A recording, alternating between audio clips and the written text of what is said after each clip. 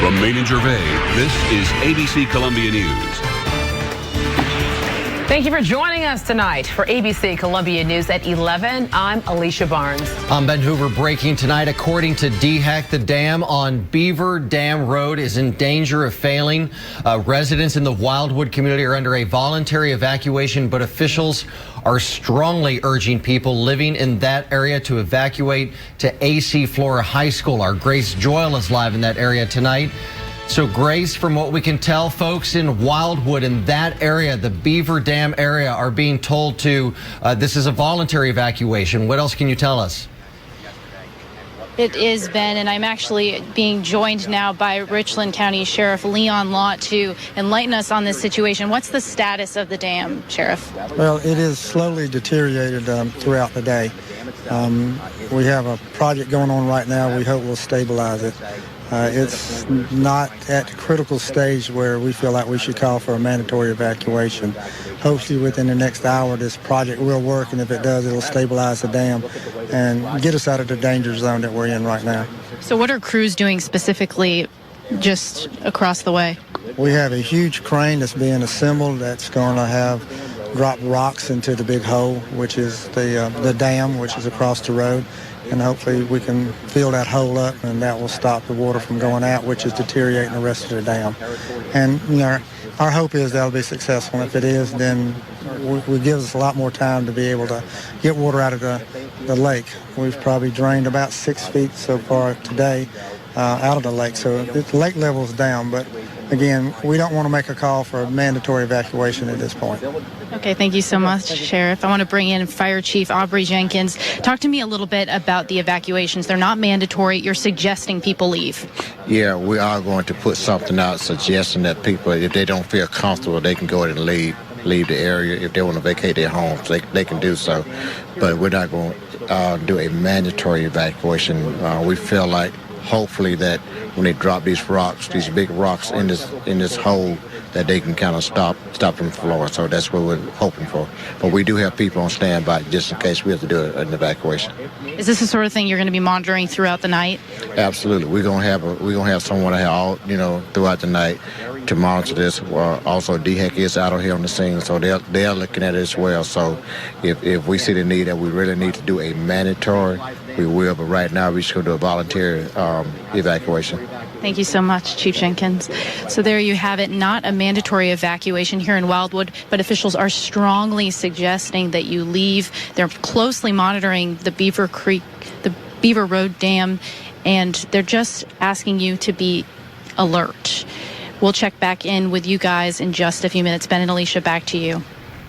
All right, thank you so much, Grace. And I know some of the people who live in that specific area are getting reverse 911 calls, being told to just seek higher ground at this point. Right, and again, these are voluntary evacuations, but they feel like this dam is going to fail, and they're encouraging residents to be able to get out. Grace Joyle was live tonight with Richland County Sheriff Leon Lott, and she also was on live with Columbia Fire Chief Aubrey Jenkins, if you're just now joining us. But again, these are voluntary evacuations. Let's talk about other dams across the Midlands that have been damaged by the torrential rains in addition to the Beaver Dam.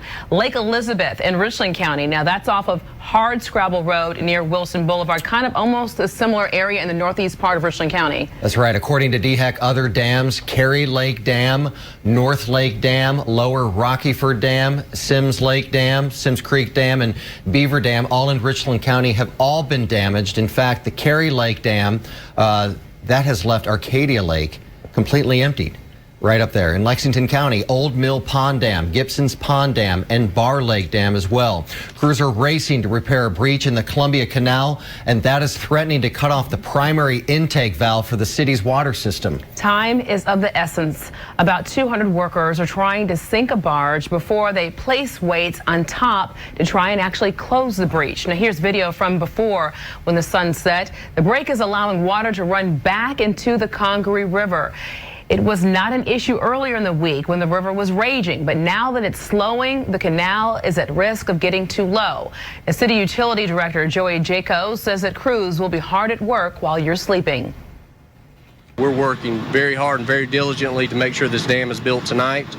So by tomorrow morning, we anticipate this dam to be complete. And the work is imperative to maintaining a level in the canal to be able to continue the intake of the city's water plant. Now, if they're not successful, the city has about a day's supply of water for its 375,000 customers in a reserve. Tomorrow, they'll be maneuvering 750 one-ton sandbags to further help in stabilizing that canal, Ben. 750 one-ton sandbags. This work is remarkable, but important, and we want to mention that the eastbound lanes of Jarvis Clattman will be closed tomorrow. Eastbound lanes as work continues to repair that canal. Well, just after this evening news about the canal, we heard from the Richland County Sheriff's Department. Yeah, the department is working alongside the South Carolina State Guard to pull the Midlands out of the floodwaters, and our Grace Joyle reports. On day 3, we're almost out of the rescue mode, and I think we're starting to get into the assessment and recovery mode. Richland County Sheriff Leon Lott says the search effort continues. It is not over. The sun's shining here, but we got a lot of places the sun's not shining right now. Sheriff Lott says he has around-the-clock forces to keep this operation moving until at least Saturday. This will continue to go on 24/7, and the State Guard is just proud to be a part of it. The State Guard has about 200 boots on the ground, surveying bridges, providing medical care, and protecting shelters and distribution sites. People's nerves are getting frayed. Their emotions are running high. They don't know what's going on.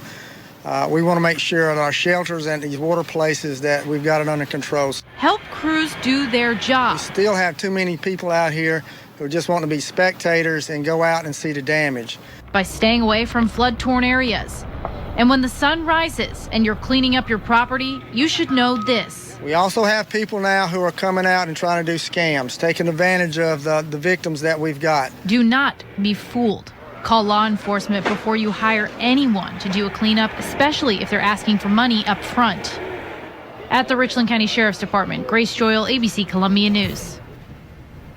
And many of you are wondering about curfews. Are they still in place? As Grace mentioned, all of Richland County is under a curfew beginning at midnight and ending at 6 a.m. tomorrow morning. And a curfew in Forest Acres also will begin at midnight and end at 6 a.m. And a curfew for all of Sumter County also beginning at midnight tonight and lasting until 7 in the morning. Now, we want to quickly mention that all Richland and Lexington County government officials and offices will reopen tomorrow for all employees. Now, tens of thousands of you are still under a boil water advisory tonight. Not only that, so many of our neighbors don't have any water. The city of Columbia, Sumter, both in the city and county, Chapin, Batesburg, Leesville, and Fredericksburg and Hollow Tree Court remain under a boil water advisory. Advisories for West Columbia, Springdale, and the city of Casey were lifted already. If you are under an advisory tonight, make sure to boil that water for at least 2 minutes before you drink or you cook with it. And throw out any ice cubes that may come from your ice maker. Officials say that you can bathe in the water, you can shave with it, you can even wash your clothes, but do not wash your dishes and do not brush your teeth until the advisory has been lifted. Now, we do have an update on places that you can get water if you need water. The old Belk parking lot at Dutch Square Mall, Midland Shopping Center, now that's off of Two Notch Road, the former Sam's parking lot on Sunset Drive, and the Walmart on Forest Drive will all open at 8:30 in the morning and will give out water until 6:30. School districts are continuing to cancel or delay classes. All classes at USC canceled for the rest of the week. All Midlands Tech campuses canceled for tomorrow. Lexington District 2, Richland District 1 and 2, and Saluda County schools all closed tomorrow. Sumter County schools closed all week. Lexington District 3 will open at a normal time tomorrow, but they will go on with a planned early release. Lexington District 4 will open tomorrow on a 2-hour delay. If you did not hear your child's school, please visit our website for a complete list at abccolumbia.com. Yeah. Authorities are asking us that we get out important information on road closures. Now, Forest Drive Bridge over Gills Creek remains closed until further notice, and there is a long list of road closures in the area, so we just encourage you there to be able to go to our website and see that list of which roads are actually closed. In Orangeburg County, there have been rumors Schillings Bridge over North Edisto River had been closed. That is not the case. Officials say that bridge remains open tonight, along with U.S. Highway 301. And tonight we're hearing from people who are now going back into their homes to just look at and assess the damage, Ben. Marvin Beach is live in Forest Acres in one of the hardest hit neighborhoods tonight. Marvin, what's the latest there? Well, Ben, we've been out here with neighbors today who've come back into this neighborhood trying to salvage what they could. There's not much left for them to do that with, but take a look at this pile right here. This is headed to the garbage dump, and the woman who lives at this house tells me she was rescued just in time. My brother-in-law opens the door and says, "You've got 30 seconds before we're not going to be able to get out of here." Family members rescued Jennifer Fogel just moments before floodwaters reached over her head Sunday morning. By then, the water was waist deep inside the duplex on me. It was up to my neck out here. Her sister couldn't believe it. I've never seen anything like it. It was coming so fast and moving so fast when we were trying to get her out. I didn't know how we were going to get back to the car. Fogel took us inside the house where floodwaters left carpets soaked and pine needles scattered everywhere. You can see how high the water reached. Very wet still, all kinds of debris. We've had multiple critters that we've had to throw out here today. Fogel was able to get what she needed out with the help of another flood victim. So we couldn't get home. So that's all we could do. We woke up this morning. I said, we need to go help some people. Michael Attaway, just one of dozens of volunteers who came out to help. It's destroyed, and everything she had in there, bless her heart, destroyed. And I just thank God she's alive, and so does she. That same spirit being seen at shelters like one at nearby AC Flora High School. There, students out from school helped unload water and other donations. We went around collecting donations from people we know, and we're here helping today because, as we can see, there's quite a lot of people who have been affected quite a lot. And some of the stories you hear out here, Ben and Alicia, are just unbelievable. I'm told by neighbors that a mother and her baby were found clinging to one of the trees in this neighborhood on Sunday morning. Fortunately, they were able to be rescued. We're live in Forest Acres. Marvin Beach, ABC, Columbia News. Yeah. Wow. A mother and baby clinging to a tree. One of many stories coming out of the Forest Acres area. There are things that you can do to help the victims. The South Carolina Emergency Management Division's website is taking donations. Look for a link to the site and other local ways you can donate under top stories on abccolumbia.com. I should say there is a list of links on that website where you can donate, like Red Cross and places like that. Well, today was the first time we've had no rain in 11 days. Can I get a hallelujah? You know what? I'm sorry. My mind is still visually on the mom and the baby clinging to the tree, but I will give you a hallelujah and an amen. It did feel good to feel the sunshine again, but we didn't want people to get their mind off of what was really going on, because a lot of people felt like, oh, things are back to normal. Yeah, and I think Sheriff Lott really hit upon that when he said, don't let the sun today throw you off. There are still a lot of dark places in this area where recovery efforts are still ongoing. Right. Well, for the latest on our forecast now, let's turn things over to Chief Meteorologist Greg Armbrecht. Greg? Yeah, I'll tell you what, today was certainly good to see the sunshine out there, but again, we have a long way to go here. A lot of water is still very, very high, and of course a lot of cleanup out there, but at least it boosted morale. It felt a lot better. Again, we've had rainfall for 11 days in a row. We'll take what we can get at this point to kind of help us out. Temperatures this evening, if you've been outside at all, it's actually chilly out there. Temperatures upper 50s to lower 60s. Waking up tomorrow morning, it's definitely going to be a little bit of a bite in the air. Temperatures tomorrow morning lower to middle 50s, so definitely a cool start, but hang in there. Once again, we'll get abundant sunshine through the day tomorrow, and then temperatures should warm to near 80 degrees. Should be a very nice afternoon. Once again, we continue to dry things out. Satellite and radar right now showing no clouds, no precipitation. That is a beautiful thing. I really hardly see any precipitation over the next week, so again, we continue to dry things out. This is exactly what we need, and fortunately, that's what we're going to have next couple of days. Tomorrow's forecast, again, if you're up early tomorrow, 8 o'clock, we're at 54 degrees, probably the long sleeve shirt, maybe even the light jacket early, but notice by the noon hour, you can shave that, 74 degrees. Very nice, lots of sunshine. High temperature tomorrow near 80 degrees. We do have at least a slight chance for a few showers in that forecast. I'll let you know when that is, but for the most part, we're looking good. All of the details coming up. All right, thank you so much, Greg. Coming up, we're going to go back out live to reporter Grace Joyle, who is at the Beaver Dam, which is in the northeast part of Richland County. Officials fearing tonight that dam is on the verge of failing. Residents in that area in the Wildwood community are being urged to evacuate, seek higher ground. Keep it right here for a live report right there from the scene.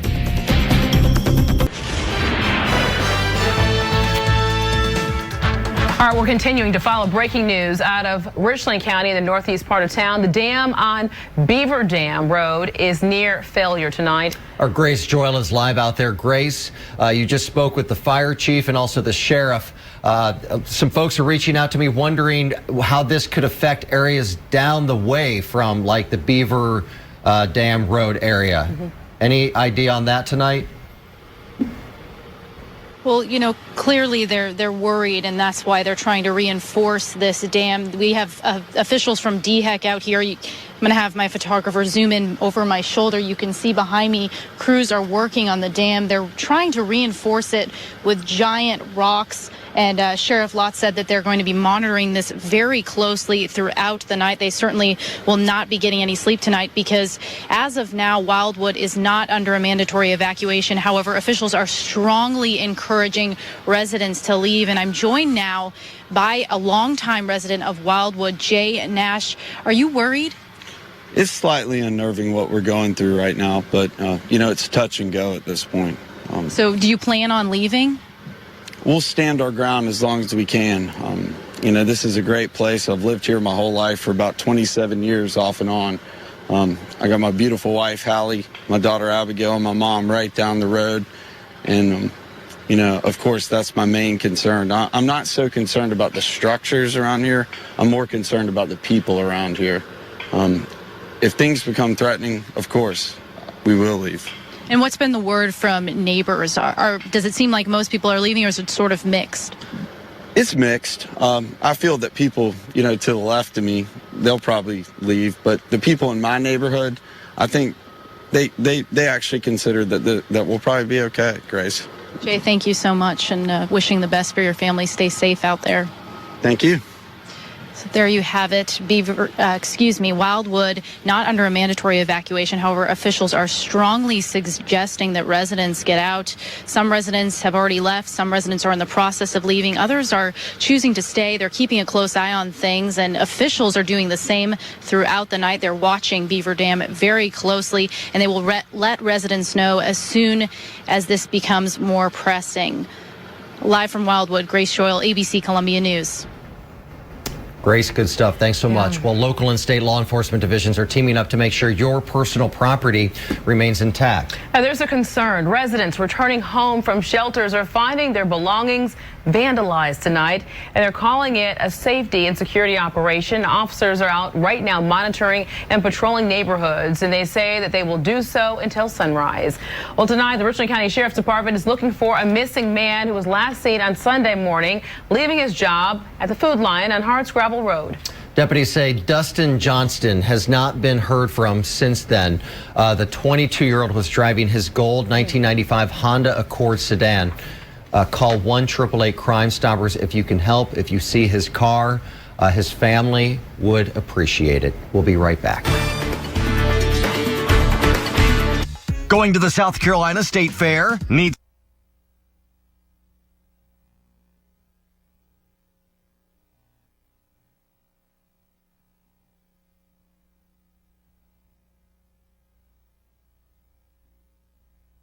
Watch Talk Show. Is this an intervention? Dr. Phil.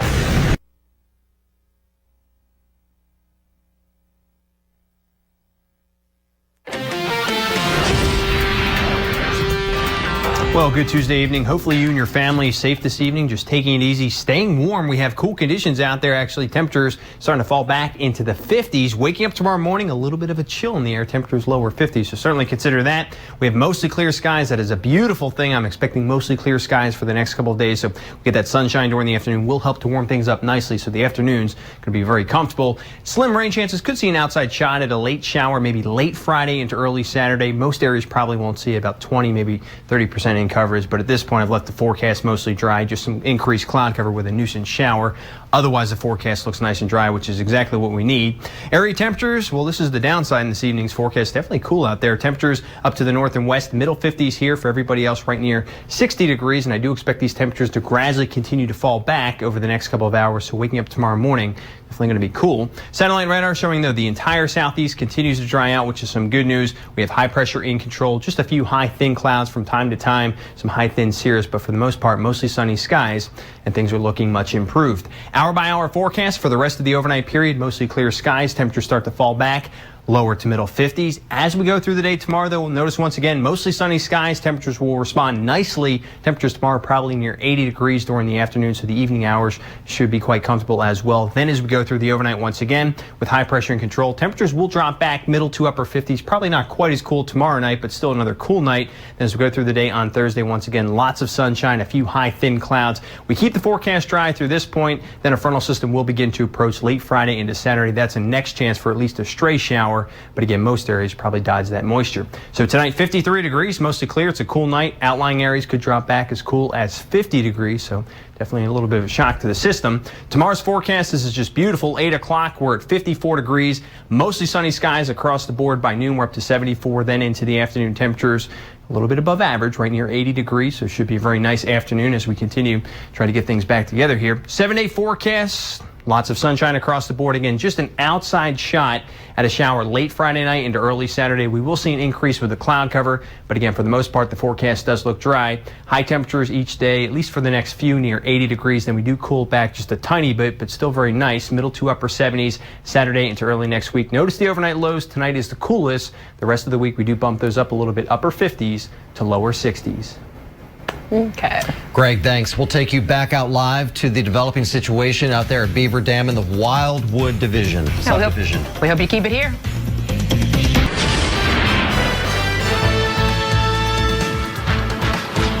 I'm here in the Wildwood subdivision in northeast Richland County, where residents are being strongly encouraged to leave. That's because Beaver Dam is at risk of failing. You can see it over my shoulder. Crews are working on it, and they'll be working on it through the night. This is not a mandatory evacuation, but the Sheriff's Department is strongly urging residents to leave. That's because they just don't know if this dam will hold, but they are doing everything they can to make sure that it does hold. DHEC officials are on site helping to put in giant rocks to reinforce the dam. I talked to a resident earlier who says he's watching the situation. He's not going to leave yet. He's lived in this community his entire life, and he would hate for anything to happen to it, but mostly for anything to happen to the people. Anyone who is leaving Wildwood tonight is asked to go to AC Flora High School. That's the shelter for these residents. And again, this is not a mandatory evacuation, but Wildwood residents are being strongly encouraged to leave. That's it for me out here in Wildwood. Grace Joyle, ABC Columbia News. We do have time. Hey, Grace, just a quick question for you. Wildwood, a very, very big subdivision. So if you can just let us know what part of Wildwood that they're saying that they would like those evacuations to start, if you're going to be able to explain that a little bit. Right now, they're saying all of Wildwood. Okay. We're here on Pebble Creek Road at safe distance to be able to see the dam, but really all of Wildwood. Okay. All right. Thank you so much. Grace Joyle reporting on the Beaver Dam tonight. Still ahead, one last look at your 7-day forecast. Keep it right here. All right, one last look at that forecast tonight. It's a chilly night. Temperatures back lower to middle 50s, but check out Wednesday afternoon. Lots of sunshine, high temperatures near 80 degrees. We do it again Thursday into Friday. Friday into Saturday, a few more clouds, maybe a few isolated showers early Saturday. Then the rest of the forecast looks dry. All right. And that's all the time we have for ABC Columbia News at 11. Our coverage continues tomorrow morning at 5 a.m. on Good Morning Columbia. We're always on Facebook and always posting updates to our website. That's right. We thank you for making us your choice for news. Have a great night.